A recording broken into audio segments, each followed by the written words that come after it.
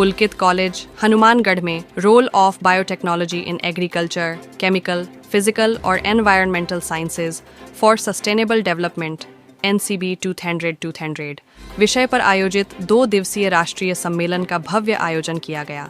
इस सम्मेलन का आयोजन विज्ञान एवं प्रौद्योगिकी विभाग DST राजस्थान के सौजन्य से किया गया।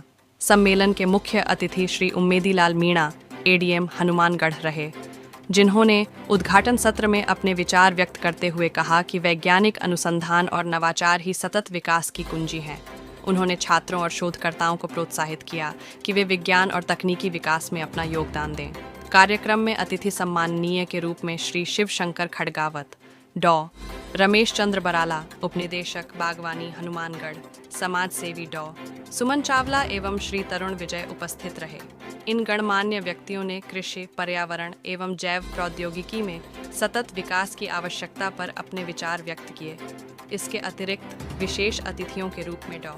संतोष राज पुरोहित, डॉ. विशाल पारीक एवं डॉ. मनोज शर्मा भी इस सम्मेलन में उपस्थित रहे। सम्मेलन की प्रमुख चर्चा कीटनाशकों का अधिक उपयोग और पर्यावरण पर प्रभाव। इस सम्मेलन में विशेषज्ञों ने कीटनाशकों के अधिक उपयोग से मिट्टी की उर्वरता के नुकसान और पर्यावरण पर पड़ने वाले दुष्प्रभावों पर विशेष चर्चा की। वक्ताओं ने बताया कि अत्यधिक कीटनाशकों के कारण मृदा प्रदूषण, जल स्रोतों की अशुद्ध और जैव विविधता पर प्रतिकूल प्रभाव पड़ता है। वैज्ञानिकों ने जैविक खेती और पर्यावरण अनुकूल कृषि तकनीकों को अपनाने की आवश्यकता पर बल दिया। सम्मेलन का सफल पहला दिन सम्मेलन के पहले दिन शोध पत्र प्रस्तुतियों, पैनल चर्चाओं और तकनीकी सत्रों के माध्यम से 200 से अधिक प्रतिभागियों ने भाग लिया।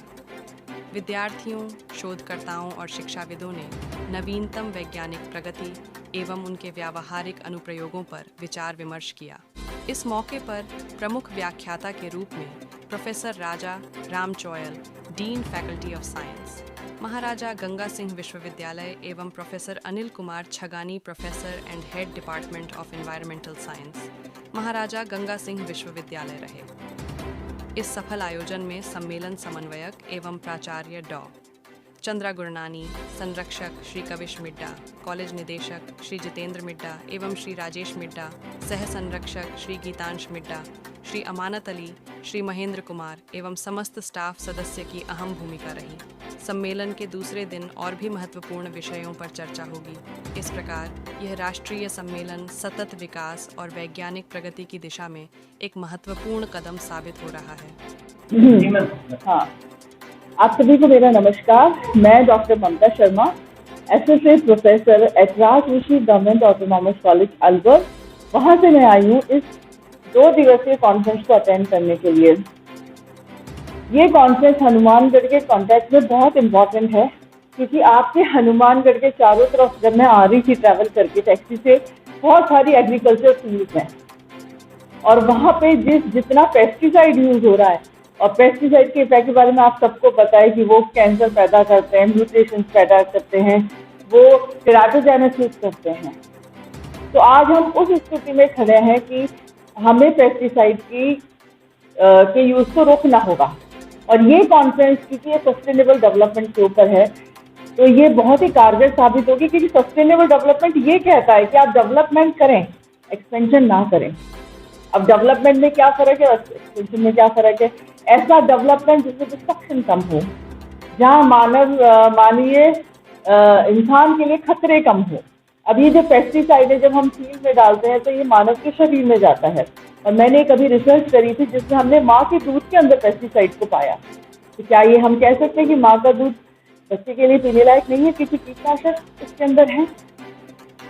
तो इसी तरह की बातें हम लोग यहाँ बैठकर करेंगे। और मुझे लगता है कि हनुमानगढ़ में ये कॉन्फ्रेंस पहली बार हो रही है, तो मैं डॉक्टर गुरनानी और जो भी ऑर्गेनाइजर उनको बहुत कुछ धन्यवाद देना चाहती हूँ कि उन्होंने इस तरह की कॉन्फ्रेंस यहाँ पे ऑर्गेनाइज किया। Thank you so much.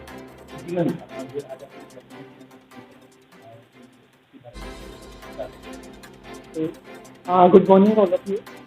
जो आज हमारी है, आज हम करा रही है नेशनल कॉन्फ्रेंस।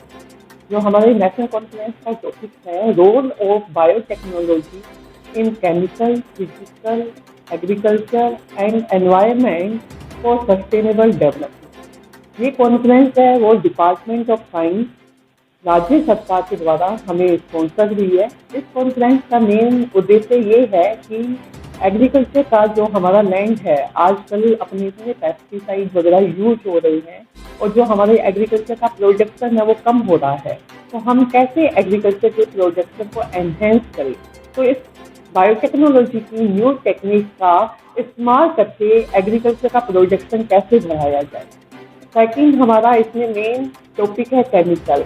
केमिकल का ये है कि जैसे एग्रीकल्चर लैंड में जो हम पेस्टिसाइड यूज कर रहे हैं, केमिकल के यूज होने के कारण जो हमारे अंदर डिजीज हैं वो बहुत ज़्यादा आ रही हैं और जो ये हमारी हेल्थ है उसको इफेक्ट कर रही हैं।